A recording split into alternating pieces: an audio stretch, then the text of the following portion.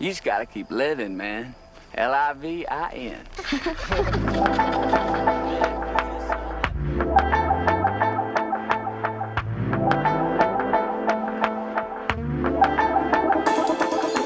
Hey, what's up YouTube? My name is Joost. I'm an industrial designer from the University of Technology Eindhoven. In this video series, I'll be taking you along my design process, share with you my ideas, show my perspective, and hopefully inspire you to share your perspective with me.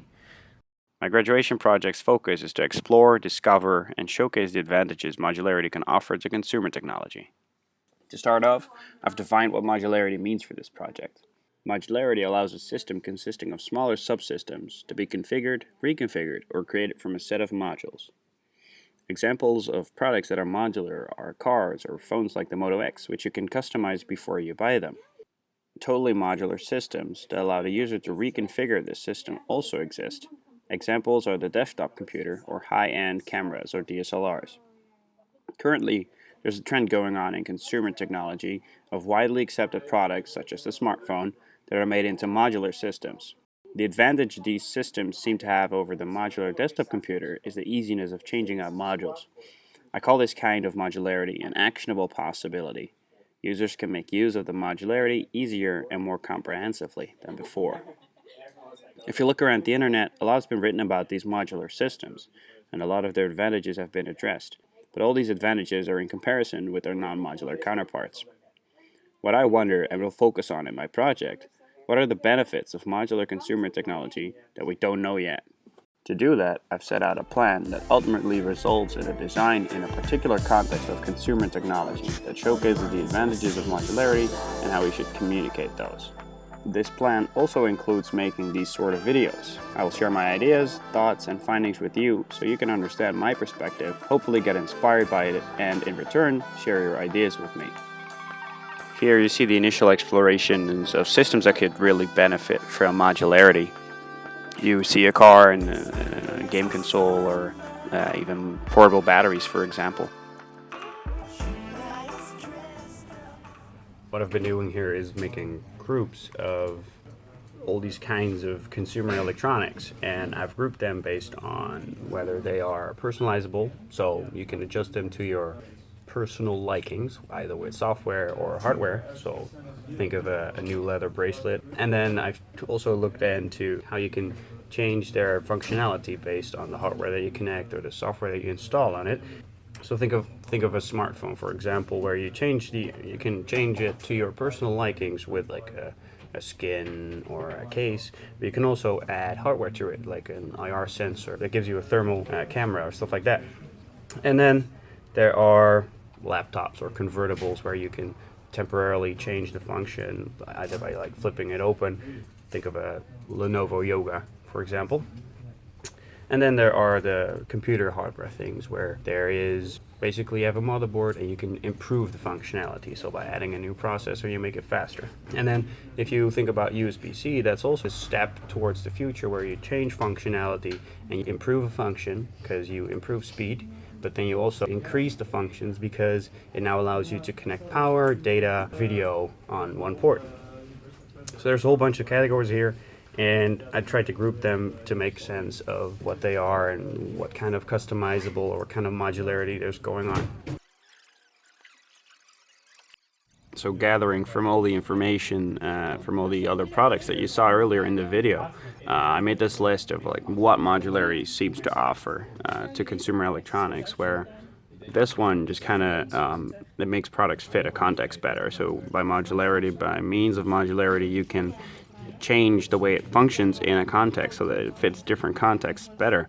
And then future-proofing and new possibilities kind of go together where if you make a product modular, you can add modules that come out later to it as they come out. Or you could basically, as a new possibility becomes available, you can add it to a product. In a way, it's kind of debatable. It increases lifespan because people can upgrade it over time.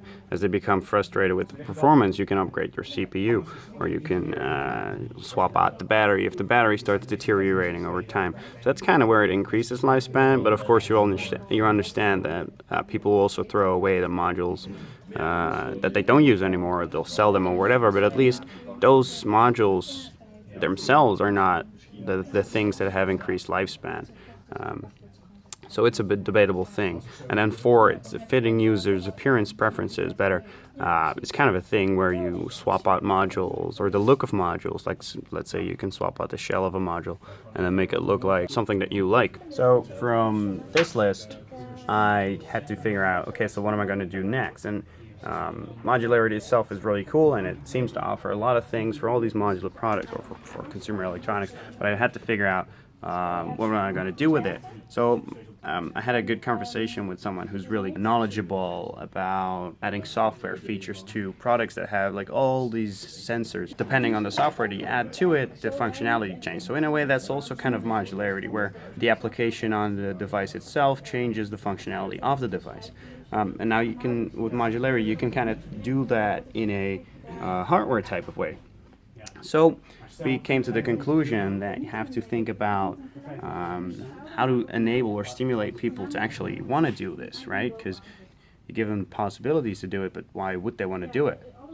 So whereas these advantages seem pretty obvious, there is one advantage of modularity that I've not spoken about, but I did kind of find out this week. It's an interesting one because it allows people to adapt a system they have to their likings, and it enables them to make a system that does exactly what they want to do by means of hardware.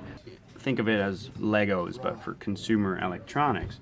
And the challenge right now is, how do you get people to do this creative thinking with modular systems? Think about IKEA. They do that. IKEA has all these tons of kitchens, and they have all the different kinds of consumers, where one consumer will buy the entire kitchen, one other consumer will buy half the kitchen, and then of course there's the consumer that buys just each shelf or countertop individually. And in a way, that's a modular system, and they do advertise it in all these different ways to stimulate the creativity of all these different kinds of people. So that's what I'm going to do next week. To analyze IKEA, what they do, how they do it, and maybe if I can translate that to modularity in consumer electronics. So this was my first video for this channel, and I'm really dying to know what you think of this setup and how I can improve. And as you can tell, it's still a bit sketchy. So I'm working on it, and I really wonder about your feedback, also about the ideas, but also on the video itself. Let me know, and I'll see you next week. Bye.